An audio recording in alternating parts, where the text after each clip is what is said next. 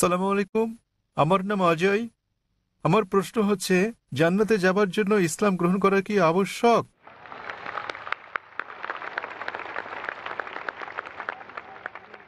ভাই একটা প্রশ্ন করলেন যে জান্নাতে যেতে হলে ইসলাম গ্রহণ করা আবশ্যক কিনা।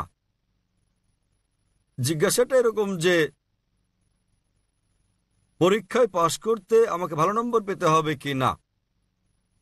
পরীক্ষায় পাশ করার জন্য আপনাকে ন্যূনতম 5 নম্বর পেতে হবে।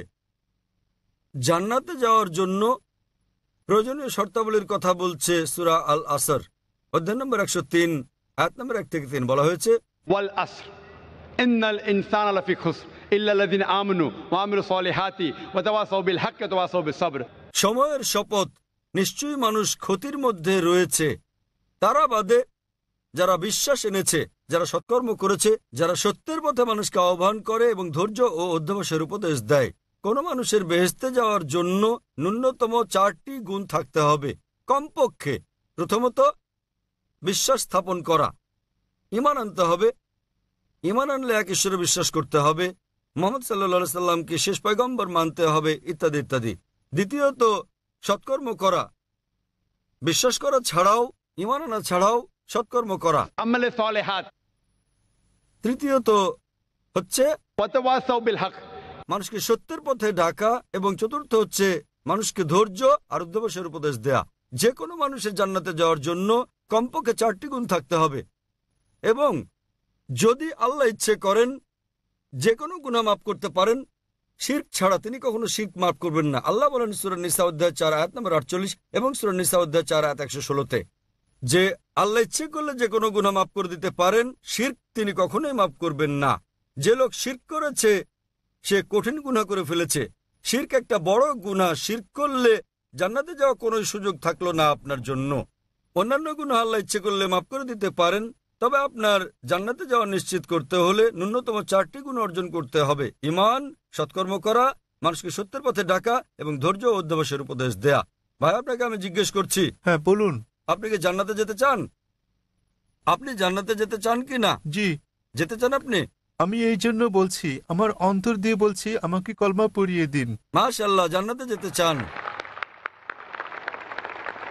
ভাই জান্নাতে যেতে চান এবং তিনি কলেমা পড়তে চান। কেউ কি আপনাকে ইসলাম গ্রহণ করতে জোর করছে ভাই?